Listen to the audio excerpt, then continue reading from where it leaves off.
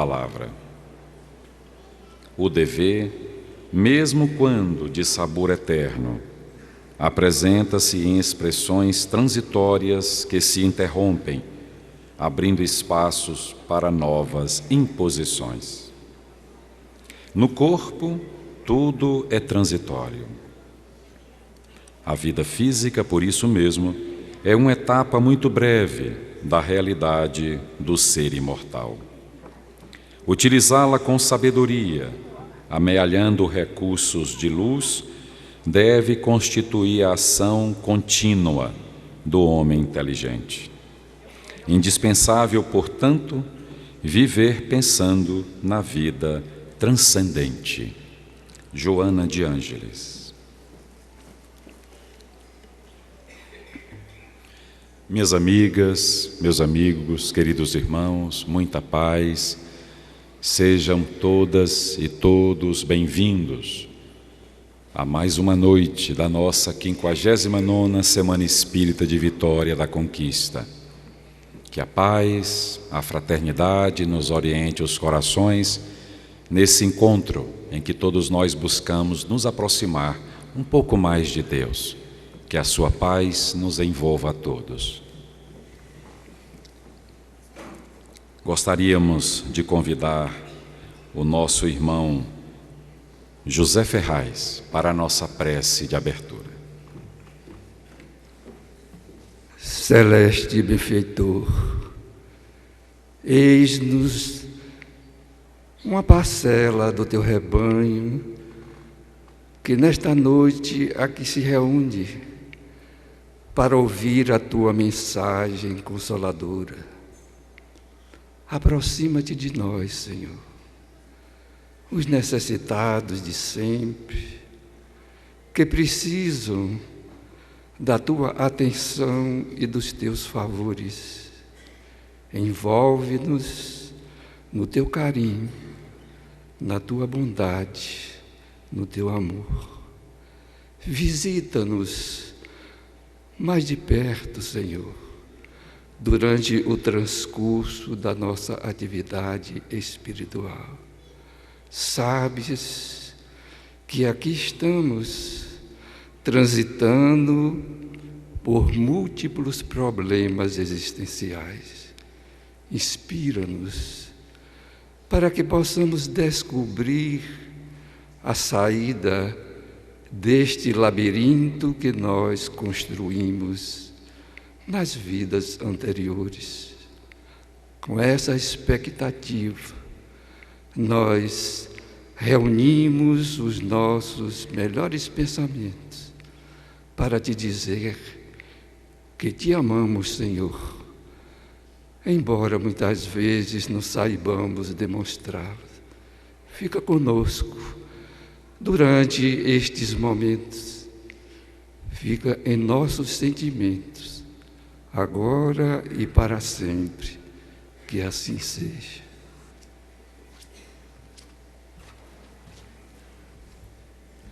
Gostaríamos de convidar Kathleen Cote e Felipe Rico, do grupo Chaves da Luz, para uma harmonização musical.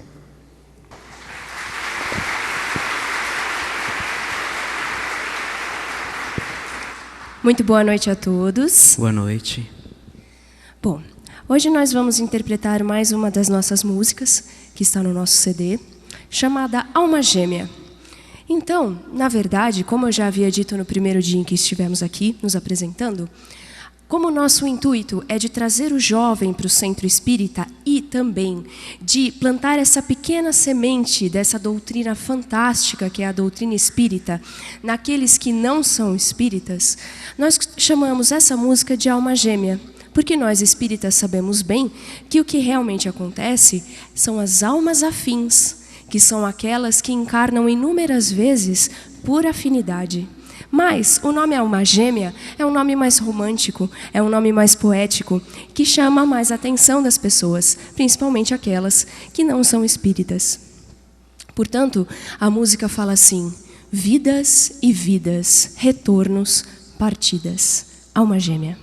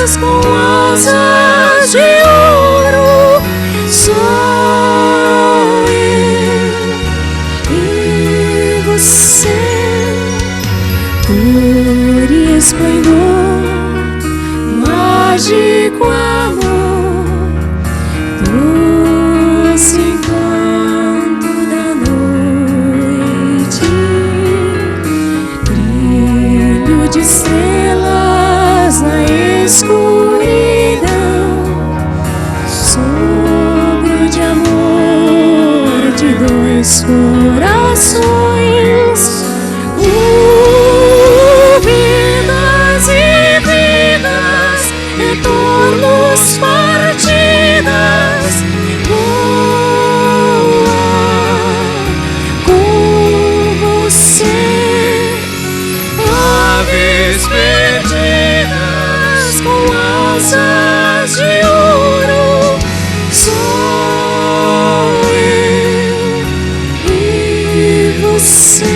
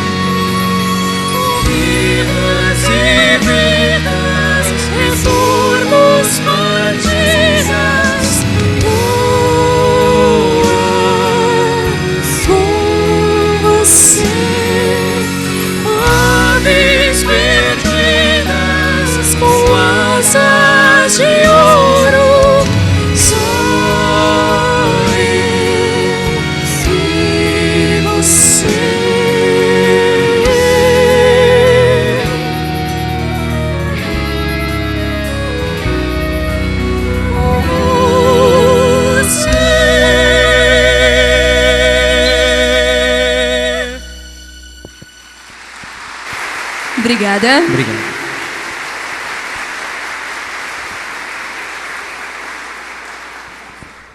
Gostaríamos de compor a nossa mesa, convidando para representar a diretoria da União Espírita de Vitória da Conquista, o senhor Allan Kardec.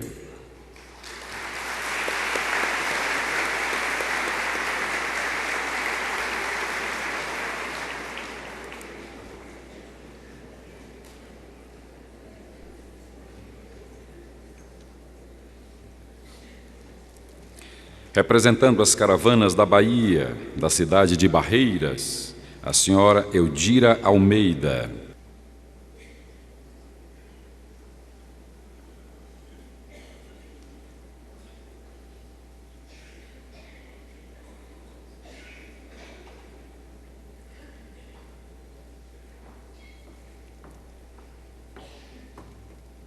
Convidar o companheiro, coordenador do Conselho Regional 12 da Federação Espírita do Estado da Bahia, Marcondes Dante.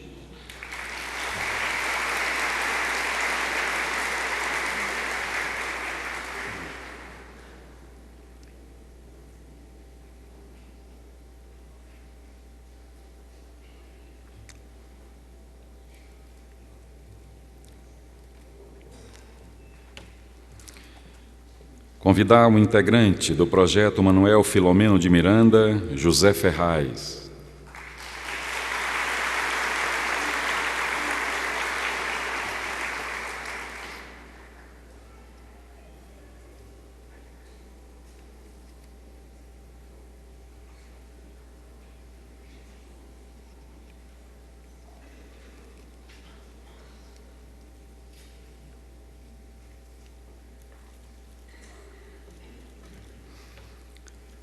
Convidar a secretária da Comissão Regional Nordeste da Federação Espírita Brasileira, senhora Creuza Lage.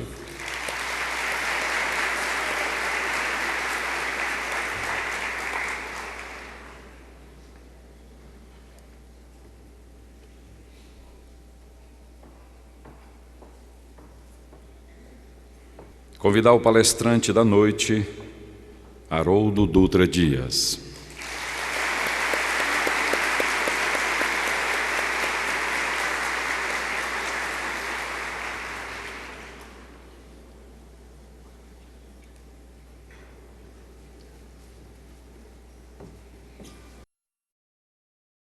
E nesse momento nós gostaríamos de convidar Creuza Lage para a sua saudação em nome da Comissão Regional Nordeste da Federação Espírita Brasileira. Queridos irmãos, que a paz do Mestre Jesus esteja sempre conosco. A Semana Espírita de Vitória da Conquista é uma referência para o movimento espírita brasileiro, já chegando ao movimento espírita internacional. É referência como evento que traz para nós temas atuais, importantes, nos favorecendo a reflexão, o estabelecimento de mudanças importantes. Mas, antes de tudo, é o espaço de convivência, de amorosidade, de encontro e reencontros dos trabalhadores e daqueles que realmente amam a doutrina espírita. A Semana Espírita de Vitória da Conquista alia a qualidade de uma logística impecável, representada por seus trabalhadores, que são amigos, que são carinhosos. E como referência, esta semana é um exemplo para todo o movimento espírita da Bahia.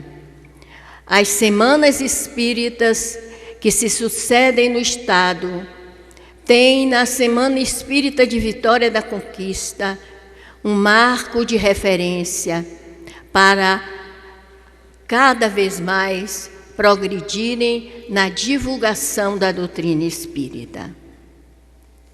Entretanto, a Semana Espírita de Vitória da Conquista é um exemplo. O exemplo da união e da unificação que o nosso codificador buscava e o que o nosso querido Bezerra de Menezes tão sonhava para o movimento e para tanto trabalhou. União e unificação representadas justamente por algo que eu considero que seja único no Brasil. É porque nesses dias, nessa semana, todas as casas espíritas de Vitória da Conquista, os seus trabalhadores, se unem em torno desse evento. As casas fecham as suas atividades, são suspensas para que aqui estejam todos irmanados num trabalho de união e de unificação sem precedentes e vivenciando o grande objetivo da doutrina como luz para uma nova era. Então, meus irmãos, é claro que um evento como este é muito caro para o movimento federativo brasileiro. E aqui, neste momento, em representando a Comissão Regional Nordeste, órgão da Federação Espírita Brasileira, eu quero parabenizar a todos os trabalhadores, trazendo os votos de sucesso contínuo nessa atividade e em todo o movimento espírita de Vitória da Conquista, que é também uma luz no movimento espírita baiano. Muito obrigada e parabéns para todos.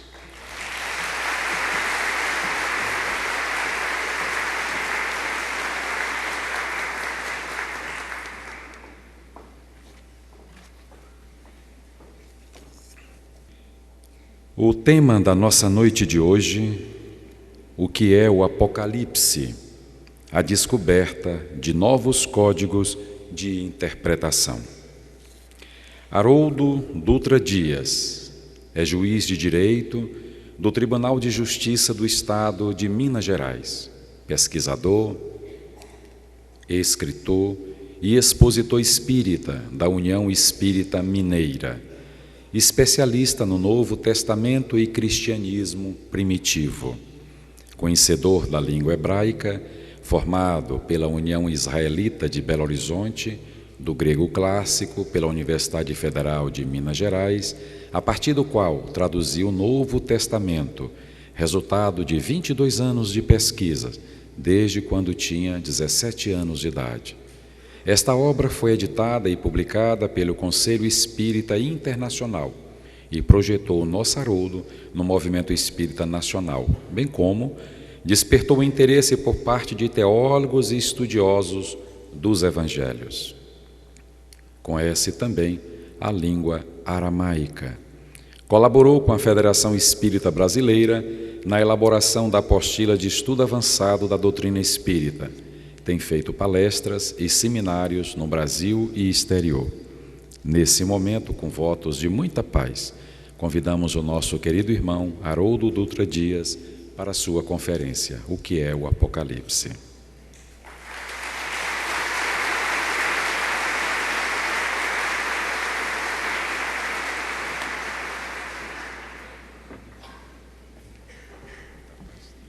Caros amigas e amigas, boa noite para todos. É com muita alegria que eu compareço à 59ª Semana Espírita de Vitória da Conquista,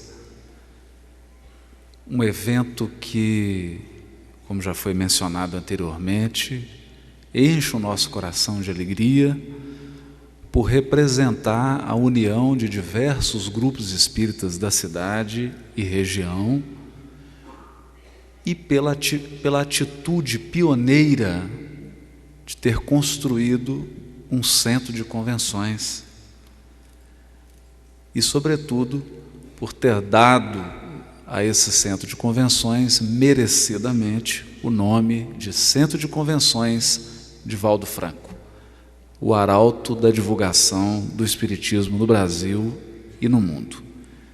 Fica gravada, então, a nossa homenagem ao querido Divaldo, que está presente e que sempre nos inspira toda vez que nós assumimos a responsabilidade de expor a doutrina espírita. É importante dizer que, a partir da codificação de Kardec, houve uma síntese e sistematização do conhecimento humano acerca do mundo espiritual e das suas relações com o mundo corpóreo. A partir da codificação do Espiritismo, nós, encarnados, podemos ter nas mãos uma obra de vulto que explica, que detalha fenômenos que sempre existiram. A doutrina espírita se baseia em fatos, os fatos espirituais, mas nem sempre na história da humanidade esses fatos mereceram um exame judicioso. Nem sempre esses fatos mereceram uma abordagem lúcida. O que nós queremos dizer é que o mundo espiritual e as relações do mundo espiritual com o mundo corporal, embora tenha sido tema da literatura mundial de todos os povos, quase sempre foi abordado com uma certa dose de misticismo, com um problema de lucidez, em que se misturavam ideias dos seus expositores com uma realidade, com os fatos. a partir do codificador. As leis que regem o mundo espiritual e suas relações foram expostas de maneira clara para todos nós. Já se disse que o Espiritismo não será a religião do futuro, mas será o futuro das religiões. Porque todas as religiões e filosofias do mundo, já o disse o codificador, se quiserem estar a par, se quiserem estar atualizadas com relação aos fenômenos espirituais, terão de beber na fonte da doutrina espírita, cuja especialidade, cujo objeto é o estudo mesmo do mundo espiritual. E dizemos isso para abordar um tema difícil. O que é Apocalipse? A literatura apocalíptica não é nova e sequer foi criada pelo evangelista João. A literatura apocalíptica é milenar. Somente na tradição hebraica ela conta com mais de 3.000 anos. E especialmente do último profeta até a aparição de Jesus, o período de 200, 300 anos, chamado de período intertestamentário, porque ele está no meio dos dois testamentos, foi pródigo na edição de livros e livros e mais livros, é claro, na época pergaminhos, a respeito do Apocalipse. Vários livros sobre o tema apocalíptico, várias abordagens sobre esse tema. E João Evangelista, quando compõe a sua obra clássica, naturalmente se baseia do ponto de vista literário e linguístico nessas obras que o antecederam, seja nos profetas mesmo do Velho Testamento e em outros que não compõem a nossa Bíblia, mas são livros apocalípticos que circulavam na época do apóstolo. Com isso nós queremos dizer que das várias abordagens que se faz ao livro Apocalipse, muitas delas não contam com a orientação, com o suporte trazido pela doutrina espírita. E fica difícil interpretar o Apocalipse se nós não partimos de determinadas bases. Por exemplo, a existência do Espírito, a comunicabilidade dos Espíritos, a encarnação e a reencarnação, a evolução dos mundos, a evolução dos seres, o aprimoramento espiritual, a providência divina que vela por todos os seus filhos, conduzindo-os ao aprimoramento moral. Sem esses conceitos, nós corremos o risco de trocar as realidades sutis da espiritualidade por ilusões humanas. E assim o dizemos porque, especialmente no ano de 2012, produziu-se filmes, literaturas, documentários, todos abordando a temática da renovação do orbe. E muitos renovaram velhas concepções, concepção de fim do mundo, concepção de que a terra desaparecerá, será destruída, de que haverá uma morte de mais da metade da humanidade, uma destruição sem precedentes na história humana, etc, etc. Em algumas correntes teológicas, vem no Apocalipse uma base para justificar a ira de Deus,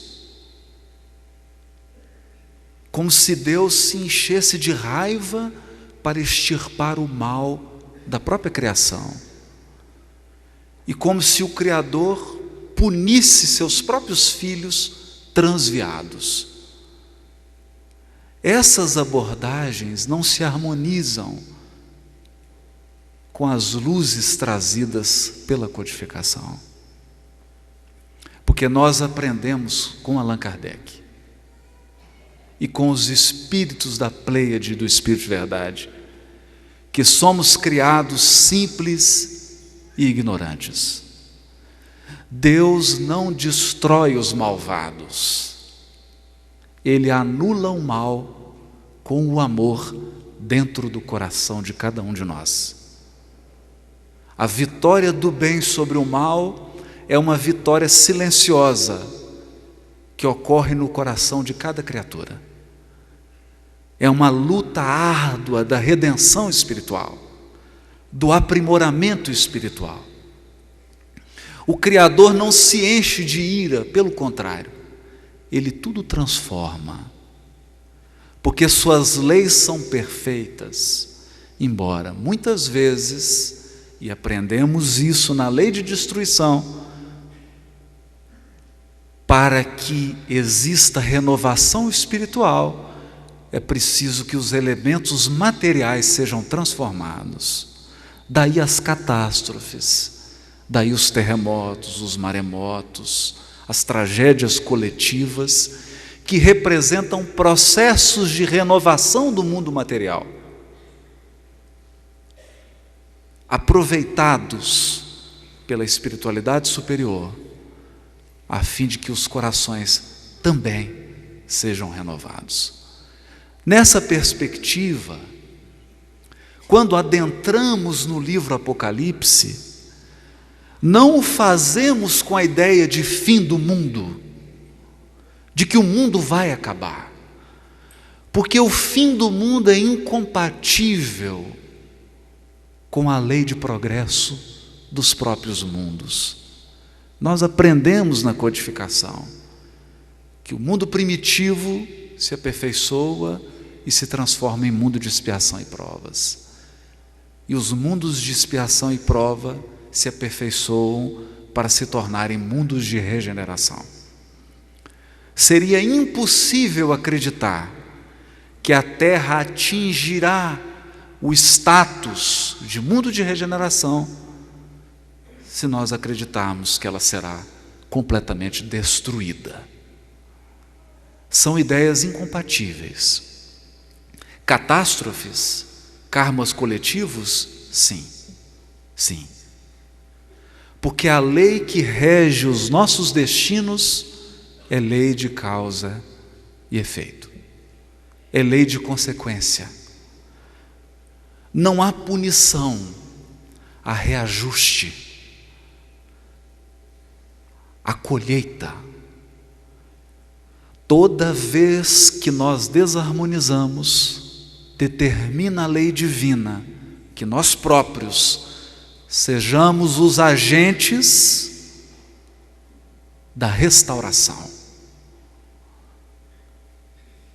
Não permite a lei divina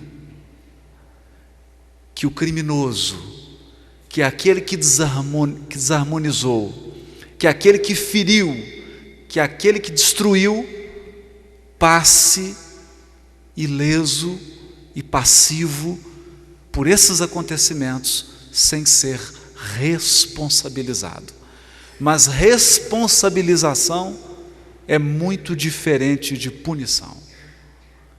Responsabilização é chamar o autor do delito para o devido reajuste. E todo reajuste, toda restauração na lei divina se dá sobre a cobertura da misericórdia divina. Ninguém resgata sem o auxílio da própria providência divina, que sempre improvisa caminhos, que sempre articula circunstâncias e criaturas para favorecer o nosso aprimoramento espiritual. Ninguém está sob o regime implacável do resgate.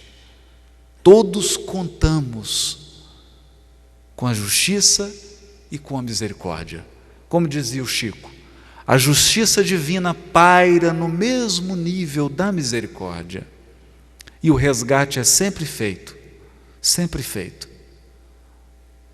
com a misericórdia e sob a tutela do amor divino.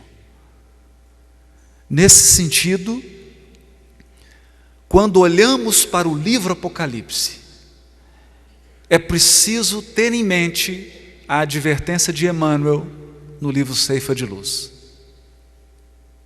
Ele diz assim: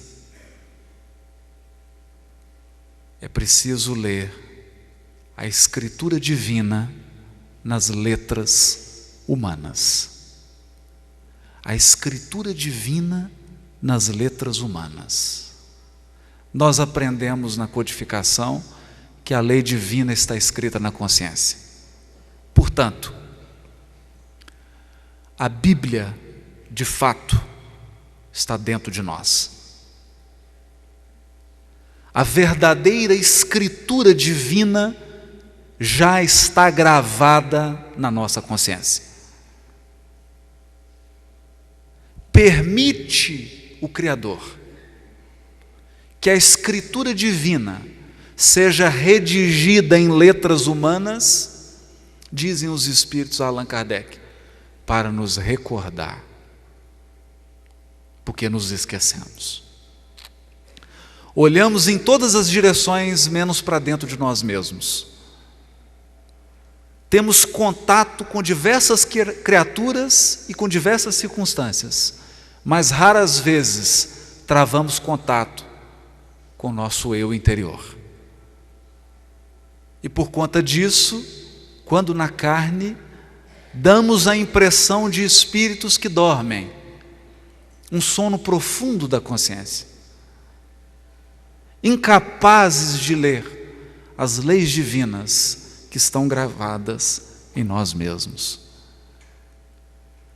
Esse processo é o que Paulo define como extrair o espírito da letra. Extrair o espírito da letra, que é muito mais que interpretar.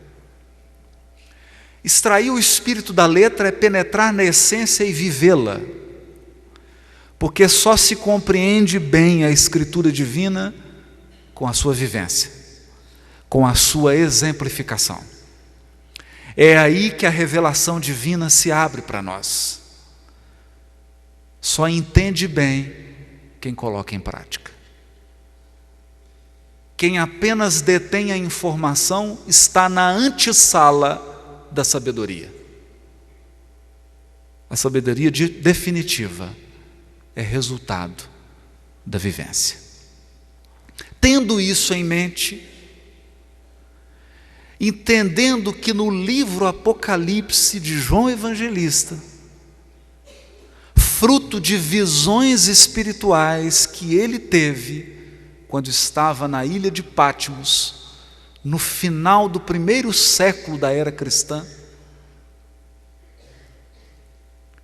nós distinguimos claramente duas partes.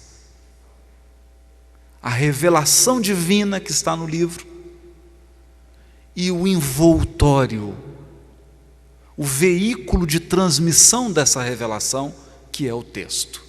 O texto é humano, porque João escreveu numa língua específica. João se expressou em uma cultura específica. Ele se dirigia a um grupo específico de pessoas e precisava adaptar a sua fala aos ouvintes. Ele não poderia escrever na nossa língua, porque ela sequer existia. Ele não poderia fazer referência à nossa cultura, porque ela também não existia.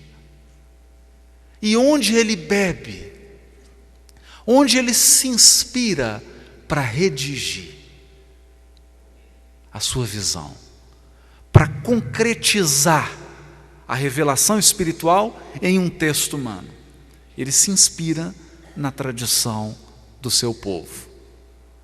Inicialmente, nos livros dos profetas hebreus, em especial o livro do profeta Daniel, mas também na literatura apocalíptica da sua época, rica em simbologias,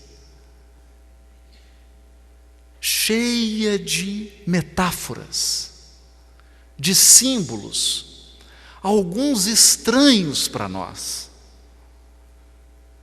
É difícil comparar a nossa mente ocidental do século XX, do século XXI, com a mente oriental do primeiro século do cristianismo. É uma outra mentalidade, é uma outra forma de ver, mas a revelação é a mesma. A revelação é a mesma. Por essa razão, nós podemos dizer que o codificador adaptou na linguagem contemporânea todos os conhecimentos espirituais que estão contidos nas Escrituras. No livro dos Espíritos, em especial, no livro O Céu e o Inferno, e no livro A Gênese, o codificador, à semelhança de um hábil pedagogo, extrai a essência espiritual desses livros e nos revelam as leis espirituais que regem a evolução dos seres. Sem essa base, penetrar no Apocalipse é como ingressar num labirinto com poucas chances de sair e com grande probabilidade de perder-se no emaranhado da simbologia. É importante termos em mente essa advertência, porque o Apocalipse tem sido utilizado ao longo dos séculos para escravizar as mentes, para atemorizar as almas frágeis, para escravizar sob as algemas do medo aqueles que ainda não conseguiram compreender Deus na qualidade de Pai amoroso que educa seus filhos. É importante não perdermos de vista essas reflexões. Mas adentrando no livro Apocalipse, e na sua interpretação, nós podemos afirmar com segurança, sem alguns recursos que só a doutrina espírita nos traz, é impossível uma interpretação segura do Apocalipse. Não sou eu que estou dizendo isso. Quem o diz é Allan Kardec no Evangelho segundo o Espiritismo, introdução, item 1. Muitos pontos da Bíblia, dos Evangelhos e dos autores sacros somente são ininteligíveis por falta da chave que faculta a sua compreensão. Essa chave está completa no Espiritismo, como já compreenderam muitos e como todos o compreenderão melhor no futuro. É assim que se expressa o codificador. E veremos por quê. Quando alguém se anima a ler esse intricado livro do Novo Testamento, a primeira sensação, para alguns, é uma sensação de pânico, de medo mesmo. Para outros, uma sensação de absoluta perplexidade. O livro Apocalipse é um desfile veloz de símbolos aparentemente desconexos. Uma sucessão de imagens,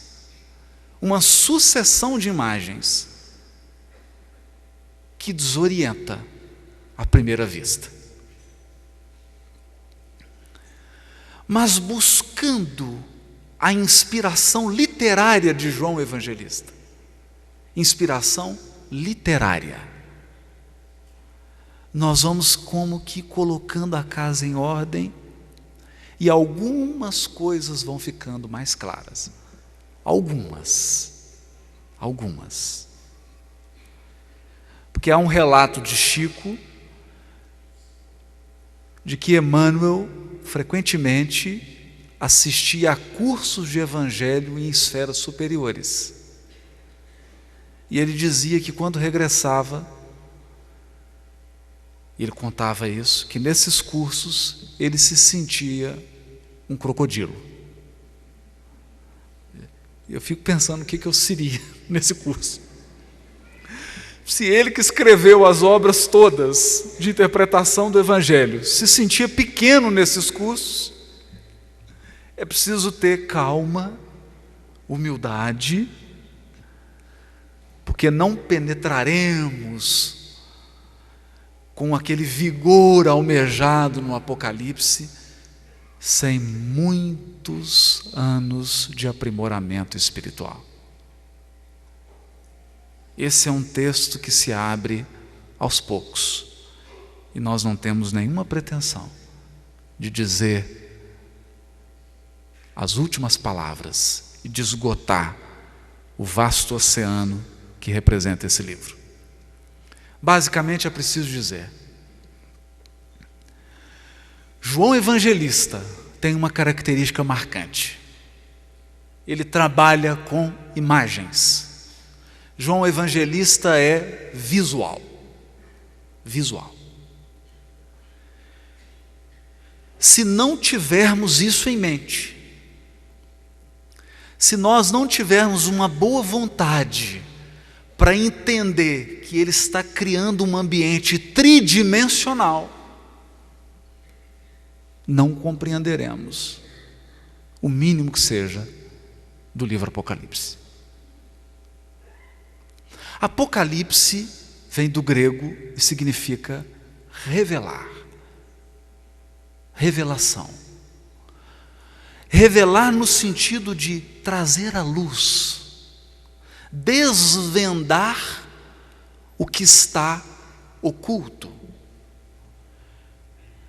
E surgirá naturalmente a primeira pergunta: o que está oculto?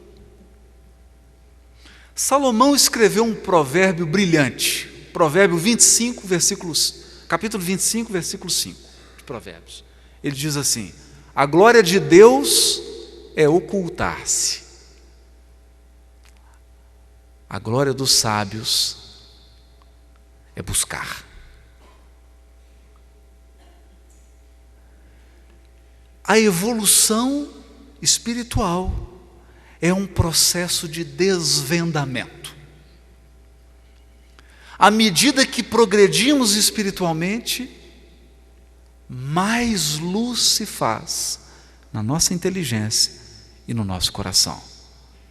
E por consequência, a nossa visão se amplia. Aquilo que estava oculto se revela. O que estava oculto se revela. Mas a providência divina permite que, por meio da mediunidade, cheguem até nós sínteses do mundo espiritual, que são os processos de revelação. No caso, João Evangelista tem um sonho, se desdobra,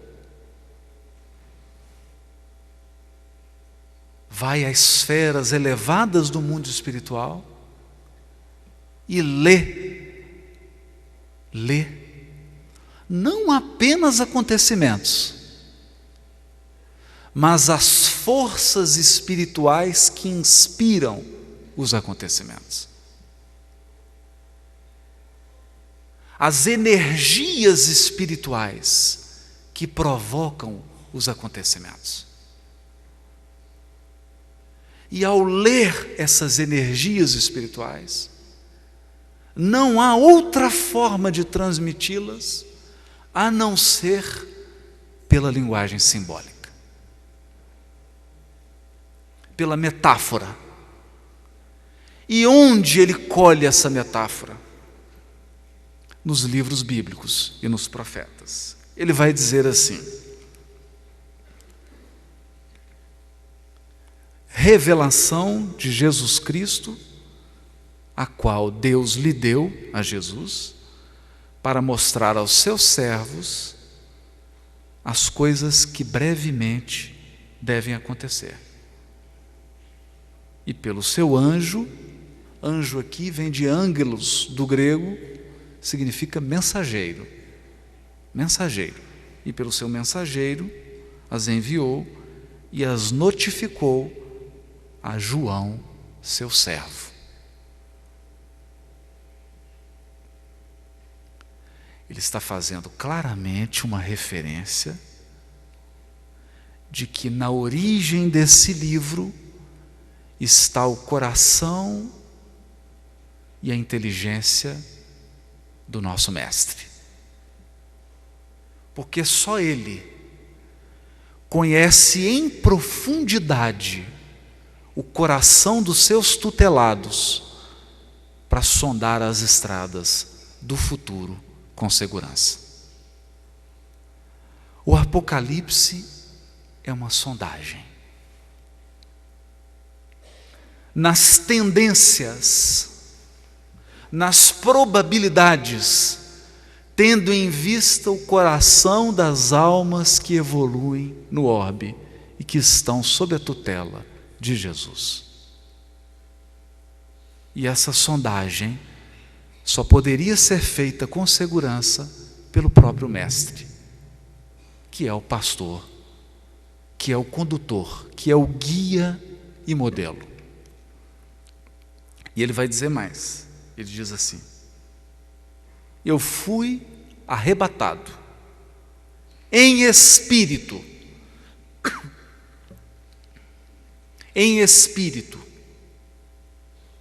claramente o fenômeno mediúnico, no dia do Senhor. E aqui está uma das chaves: no dia do Senhor. Que dia é esse? Dia do Senhor. Um versículo, capítulo 1, versículo 10. Um versículo que exige dois tipos de conhecimento. Um deles fornecido magistralmente pelo Espiritismo, que é o conhecimento das realidades espirituais. Do estudo sério de O Livro dos Espíritos, O Livro dos Médiuns, da codificação, nós podemos entender com segurança o fenômeno mediúnico que João Evangelista está descrevendo.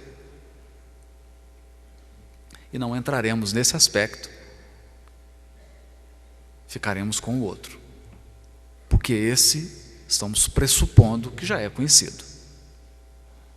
Está muito bem explicado em toda a codificação. E qual o outro aspecto? O aspecto cultural. Quando João Evangelista diz que teve esse desdobramento no dia do Senhor, que dia era? Será que esse dia tem importância para o entendimento do livro?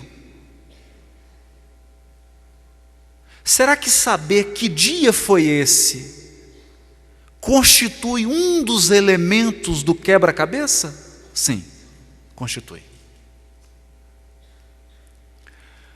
Na cultura em que João Evangelista nasceu e foi criado, havia 3 festas religiosas: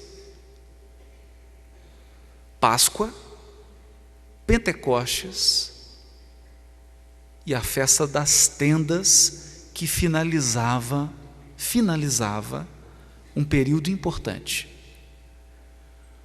O período iniciado pelo Yom Kippur, ou o dia do juízo, o dia do julgamento, o dia da expiação, são todos sinônimos desse dia. 10º dia do 7º mês, o dia do Senhor. Assim que era conhecido. Yom Kippur, 10º dia do 7º mês. Como se iniciava esse dia? Lembrando que os dias, no povo hebreu, o dia começa às 6 horas da tarde, e não à meia-noite, como é o nosso dia. A partir de 00:01 já é outro dia. Para eles, a partir das 18:01 já é outro dia. Começava com o toque das trombetas. Em toda a cidade de Jerusalém soavam trombetas. E todos faziam um jejum. Eu estou narrando fatos culturais. O que faziam das 18 horas até as 18 horas do dia seguinte? Jejuavam, faziam orações e liam trechos dos profetas. E segundo a tradição do povo, havia uma lista de erros que você precisava marcar com um X todos os erros que você cometeu durante o ano. Então imagine o trabalho que dava. Erros que você cometeu com a fala, erros que você cometeu com as mãos, etc, etc, etc. Fazia uma lista dos erros. Você fazia uma prece e pedia a Deus que perdoasse esses erros e te desse uma nova oportunidade. A oportunidade de viver mais um ano. Interessante. Pois bem,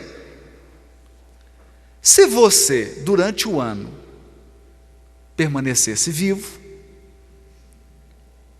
era sinal de que o seu nome foi escrito no livro da vida.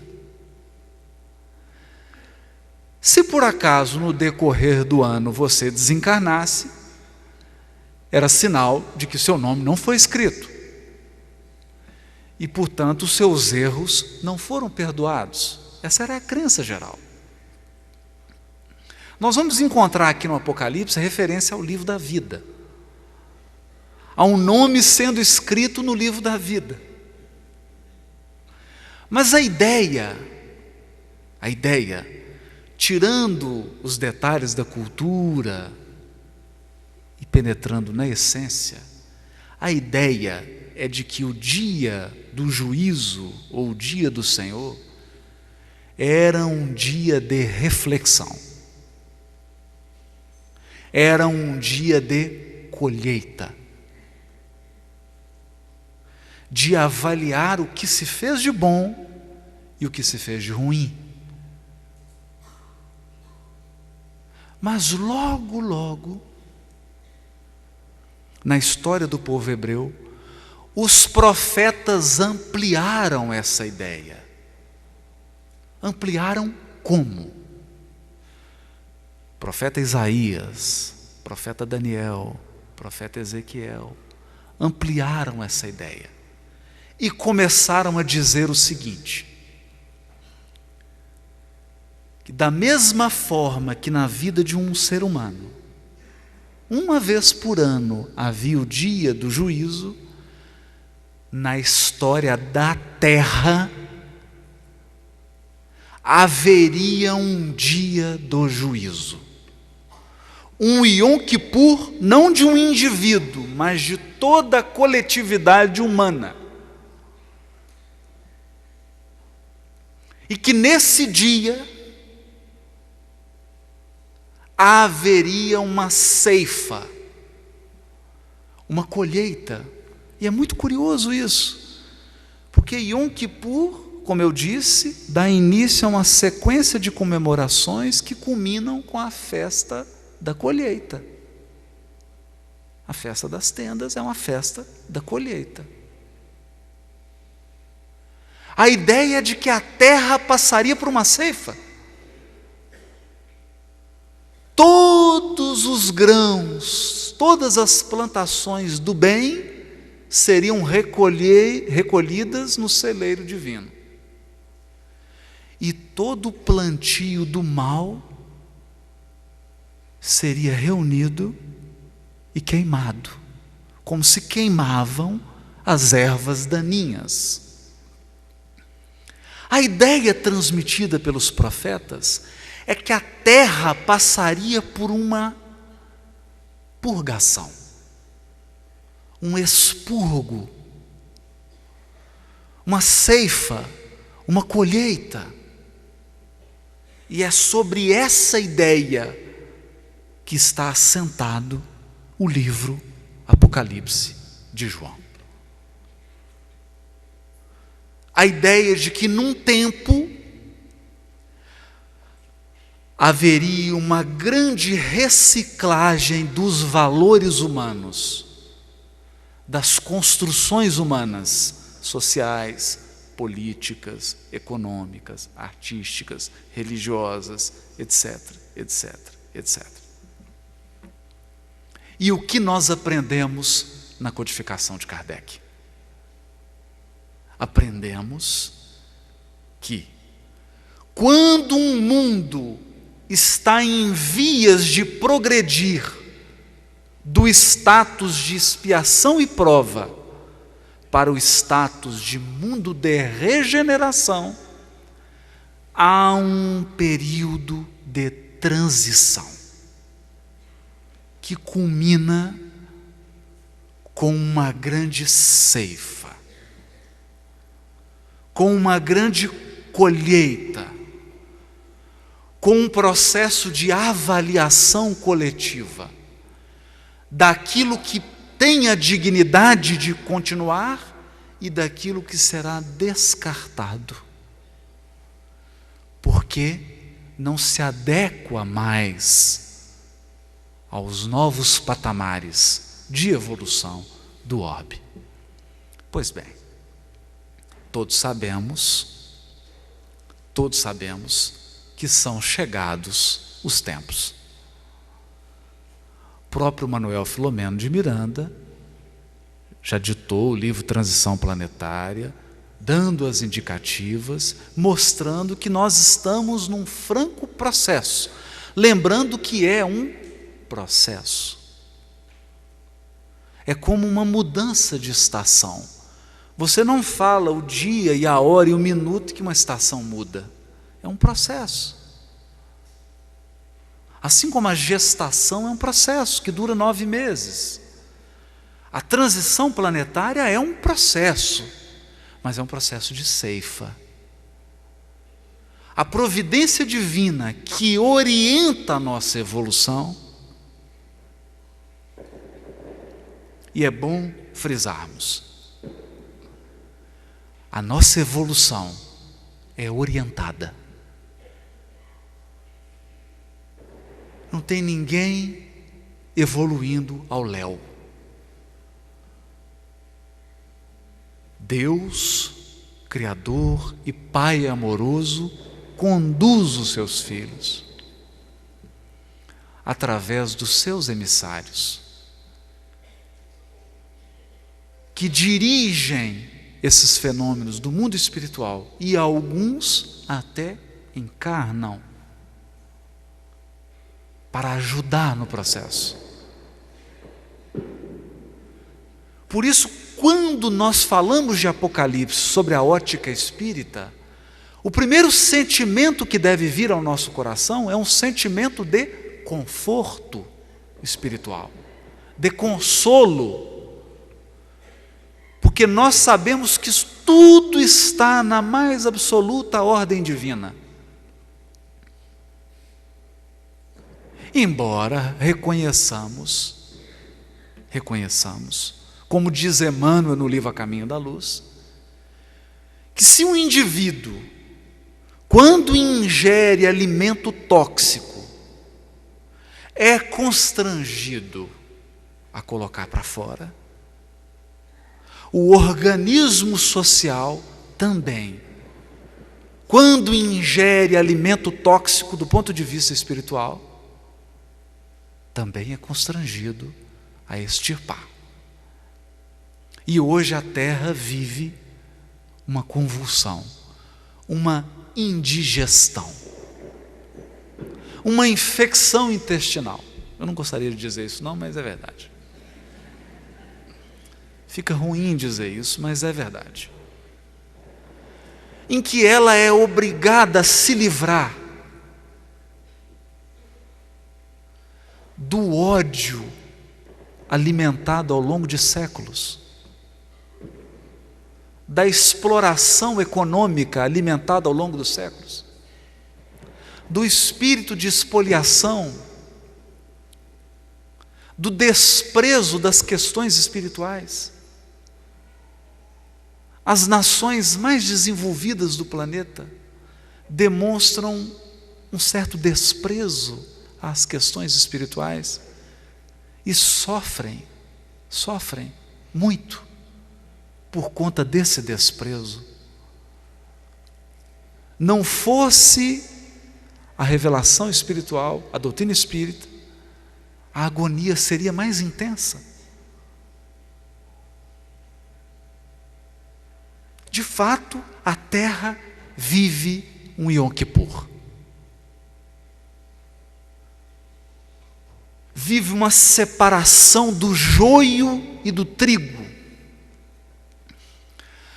Como a misericórdia divina e a justiça divina sempre respeitam o nosso livre-arbítrio, nós podemos comparar a transição planetária como um self-service. Há comida de todos os gêneros. Cada um de nós tem o seu prato e coloca no prato o que deseja. O que deseja? Hoje, o que você quiser fazer, você faz. Não há limite. Seja no sentido positivo, quanto no sentido negativo. O mal que nós quisermos fazer, há instrumentos de sobra para fazê-lo. Da mesma forma, o bem que nós quisermos fazer, há instrumentos de sobra para fazê-lo. Mas depois que você enche o seu prato, tem que passar na balança. Portanto, a avaliação é feita por nós mesmos ao preenchermos o nosso prato. Somos nós mesmos que fazemos a escolha. Por um processo de afinidade, nós escolhemos se queremos avançar para o mundo de regeneração ou estacionar no mundo de expiação e provas. Estacionar ou avançar? Eis o dilema atual. Eis o dilema atual. E talvez esse seja o maior dilema da transição planetária.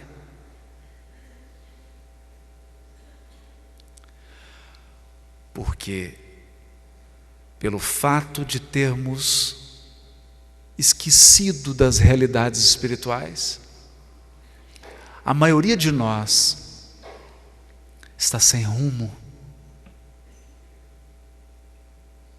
A sociedade padece da falta de orientação, da falta de bússola, da falta de um norte, de um roteiro. E esse roteiro, não há dúvida, aprendemos na questão 625 do Livro dos Espíritos, esse roteiro é a exemplificação insuperável de Jesus. A sua exemplificação é o padrão moral que nos livra do naufrágio, que nos liberta do perigo do estacionamento. Porque todos têm sede de avançar, mas é preciso avançar com rumo. Ao dizer que no dia do juízo ele foi levado ao mundo espiritual, de imediato João resgata toda a simbologia de Yom Kippur. E toda essa simbologia estará presente no Apocalipse. Não precisa nem dizer das trombetas, das taças, dos selos, simbologias da cerimônia de Yom Kippur, que começava com o toque das trombetas, e tinha a ceia com as taças, a abertura dos livros proféticos selados. Toda essa simbologia remete à cerimônia de Yom Kippur, como a indicar esse momento atual. Mas nós vamos avançar só mais um pouquinho. No capítulo 4.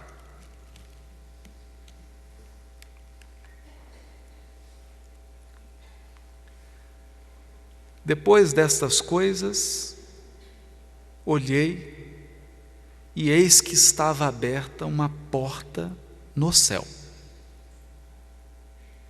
E a primeira voz que, como de trombeta, olha só, ouvira falar comigo, disse: sobe aqui, e mostrar-te-ei as coisas que depois destas devem acontecer.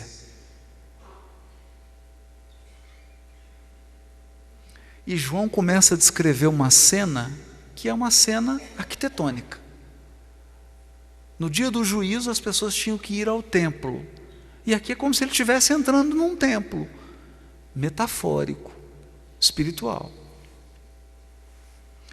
E logo fui arrebatado em espírito, e eis que um trono estava posto no céu, e um assentado sobre o trono. E o que estava assentado era, na aparência, semelhante à pedra jaspe sardônica, e o arco celeste estava ao redor do trono, e parecia semelhante à esmeralda. E ao redor do trono havia 24 tronos. E vi assentados sobre os tronos 24 anciãos, vestidos de vestes brancas, e tinham sob suas cabeças coroas de ouro. E do trono saíam relâmpagos e trovões e vozes, e diante do trono ardiam 7 lâmpadas de fogo, as quais são os 7 Espíritos de Deus. Simples, né? E havia diante do trono como que um mar de vidro, semelhante ao cristal. E no meio do trono e ao redor do trono, 4 animais cheios de olhos, por diante e por trás. E o primeiro animal era semelhante a um leão, e o segundo animal semelhante a um bezerro, e tinha o terceiro animal um rosto de homem, e o quarto animal era semelhante a uma águia voando. E os 4 animais tinham cada um 6 asas, e ao redor e por dentro estavam cheios de olhos, e não descansam nem de dia nem de noite, dizendo: Santo, Santo, Santo é o Senhor Deus, o Todo-Poderoso, que era, o que é e o que há de vir. O texto não precisa de explicações, porque ele é bem autoexplicativo, né?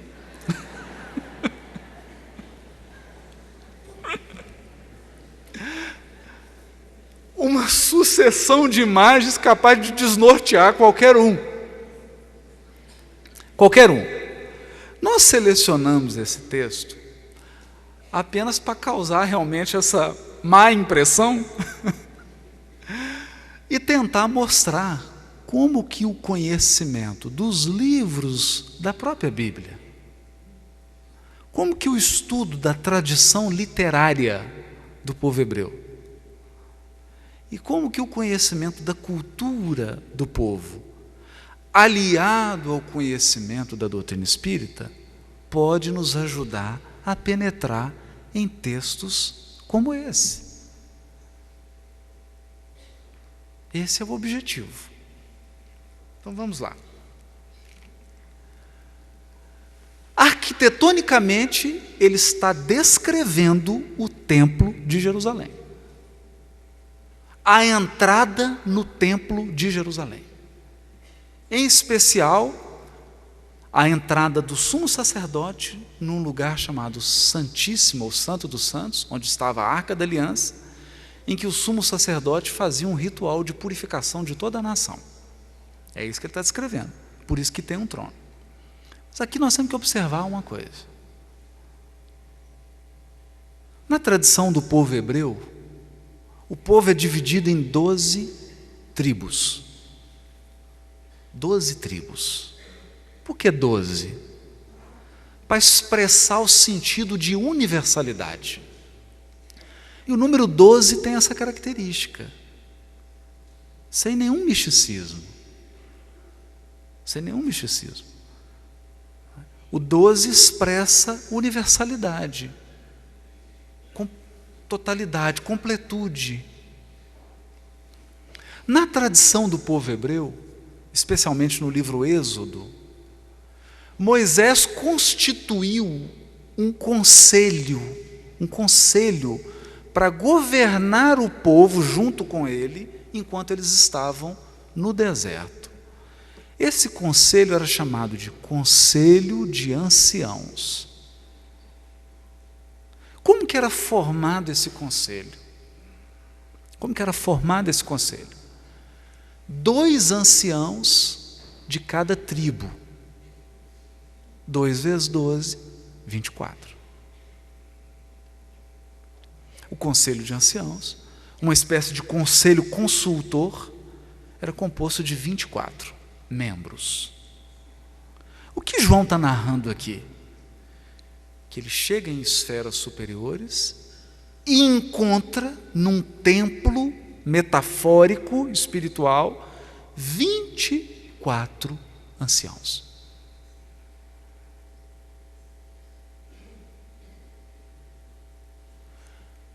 Que dica que ele está dando? É como se ele estivesse falando assim baixinho. Dá uma lida no livro de Êxodo. Dá uma lida no deslocamento do povo hebreu pelo deserto. Olha com mais atenção. Lê esses versículos. Porque eu vou utilizar essas imagens, esses símbolos, para trazer uma mensagem espiritual. Dá uma olhada. E quando a gente vai lá para o livro de Êxodo e Número e dá uma olhada, o que a gente descobre? Descobre uma coisa curiosa. Curiosa. Como que o povo hebreu se deslocava no deserto? Deslocava assim, ao léu. Hoje, por exemplo, eu fui embarcar em Belo Horizonte, aí a moça chamou, tudo em ordem, né? Prioridade, cartão, diamante, ouro, aí todo mundo posicionou. Ela, poltrona 15 a 30, lado esquerdo. Poltrona 1 a 14, lado direito. Aí todo mundo posicionou. Aí entrou. Eu falei, para onde vai? Ah, não, vocês ficam na fila lá, para entrar no avião. Aí ela colocou todo mundo em ordem, todo mundo entrou e misturou tudo, porque tinha uma segunda fila. Não foi assim que o povo se deslocou. Eles se deslocaram ordenadamente. Como? se deslocaram do seguinte modo: havia um acampamento central.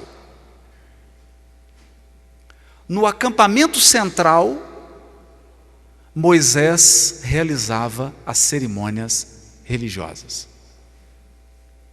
Lá ele guardava as tábuas da lei. Lá ele conversava com Arão, lá ele orientava o povo, lá ele expedia os decretos civis, a legislação civil, as leis cerimoniais. E lá, pela mediunidade, ele era inspirado pelos espíritos superiores para trazer os elementos espirituais da primeira revelação. Ao redor dessa tenda, as 12 tribos acampavam. Como? 3 ao norte, 3 ao sul, 3 a leste, 3 ao leste-oeste. 3 vezes 4, 12. Da seguinte maneira, para a gente não se perder.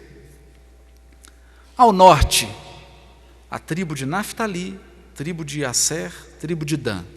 Ao sul, tribo de Gade, tribo de Simeão, tribo de Ruben. A oeste, tribo de Benjamim, tribo de Manassés, tribo de Efraim. E a leste, tribo de Judá, tribo de Issacar, tribo de Zebulon. Cada conjunto de 3 tribos marchavam em ordem sob um estandarte. Então havia uma bandeira ao norte, uma bandeira ao sul, uma bandeira a leste e uma bandeira a oeste. Adivinhe quais eram as bandeiras. Ao norte, uma bandeira que era uma águia. Ao sul, uma bandeira que era o rosto de um homem. A leste, uma bandeira que era um leão. E a oeste, uma bandeira que era um boi. Exatamente a visão que João Evangelista está descrevendo no Apocalipse dos 4 animais, perto dos 24 anciãos. Está descrevendo uma simbologia. Que simbologia? Do Êxodo. Mas o que é o Êxodo? O que é o Êxodo? O Êxodo é a narrativa simbólica de um processo interior. Se historicamente o povo hebreu saiu da escravidão do Egito para a libertação e peregrinação no deserto até o Monte Sinai, onde recebeu a revelação divina, interiormente, cada um de nós terá o seu êxodo. Cada um de nós terá que vencer a escravidão dos sentidos materiais. Cada um de nós terá que vencer a escravidão corporal para atingir o centro. Como diz Joana, o eu interior, a consciência, que é onde está gravada em pedras, não em pedras materiais, a lei divina. Porque as tábuas da lei não estão fora, as tábuas da lei estão na nossa consciência. Mas para atingir esse estado de redenção espiritual, é preciso uma longa jornada. Essa jornada se chama a jornada do autoaprimoramento. Se ela acontece individualmente, ela também acontece coletivamente.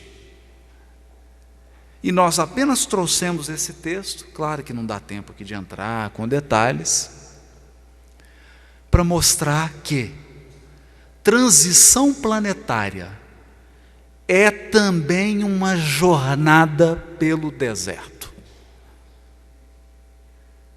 É uma peregrinação rumo à espiritualidade da nova era. Porque o mundo de regeneração é o mundo da realidade do Espírito. O mundo de regeneração é o mundo em que os valores espirituais começarão a vigorar na política, na economia, na organização social, urbana, na família, nos relacionamentos, nas organizações religiosas. O mundo será invadido de espiritualidade. Os homens de bem passarão a ser aplaudidos. Os nossos heróis deixarão de ser matadores, guerreiros. Nós passaremos a construir estátuas e homenagens aos homens de bem, aqueles que tudo fazem para o bem do semelhante. E agora, exatamente, a Terra, coletivamente falando, vive um processo de êxodo, de libertação da escravidão dos sentidos. Porque trocamos as paixões espirituais pelas realidades espirituais que regem a nossa caminhada. É nesse sentido que nós acreditamos numa leitura proveitosa do Apocalipse, e é nesse sentido que nós entendemos o árduo trabalho do codificador, quando sistematizou o conhecimento da espiritualidade, para que hoje nós pudéssemos examinar esses textos, sem os enganos do passado e com a lucidez da nova era. Uma boa peregrinação para todos. Espero que o êxodo verdadeiro se faça em cada coração aqui presente. Muito obrigado.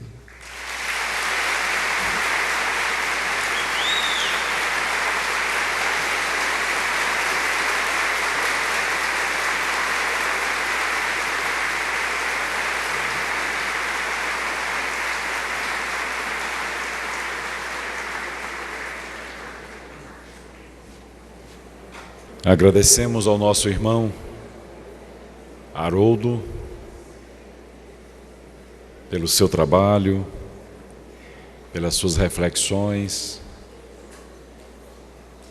por nos ajudar nessa nossa peregrinação. Deus o abençoe.